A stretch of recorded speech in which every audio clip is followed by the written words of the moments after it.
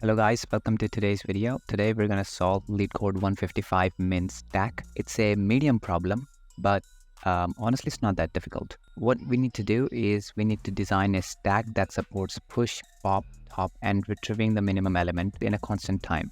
We need to implement all these functions. Min stack to initialize the stack, push to push the value onto the stack, pop to remove the value from the stack, top to get the top element of the stack, and get minimum to retrieve the minimum element. So we have an example here. This is the input. Min stack initializes the stack. Push pushes -2, push pushes 0, and then push pushes -3, and then we get minimum. So the minimum is -3. That's why it says here -3. Pop, we pop -3, and then we get the top value, which is of course 0 since -3 has been popped, and the minimum is now -2 because -3 was popped. So now the minimum value in the stack is -2. Well, talking about the problem itself is not that difficult. We can use just built-in functions to solve this, but the reason why it's a medium problem is because of the push function. The push function is a bit tricky. It's not that difficult, but it's a bit tricky because we need to keep track of the minimum value while we're pushing the elements onto the stack. So let's solve the problem. Let's initialize the stack, of course. And to keep track of the minimum values, we also need a stack for the minimum values. So we will initialize a minimum stack as well.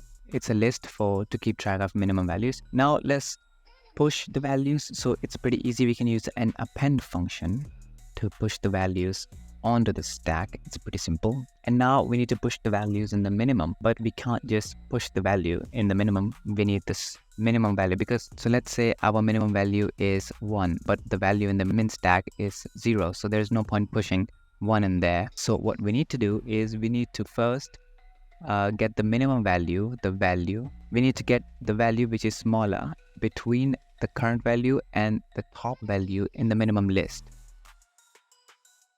But what if the list does not exist or it's empty? So for that we need a condition, which is an if condition.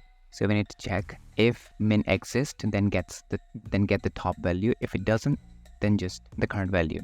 And then val will have the minimum value between the two, and we will put it inside our min list. Now pop is very simple. We can just simply use the pop function to pop the value from the stack. And we also have to pop the value from the minimum as well. And to get the top, we can just simply use, we have a method in Python to just write -1 to get the top value. And it's an O of 1 operation, and the same thing for the get minimum as well, get minimum value.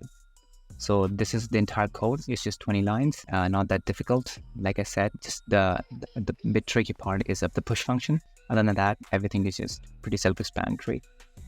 So let's run it and check.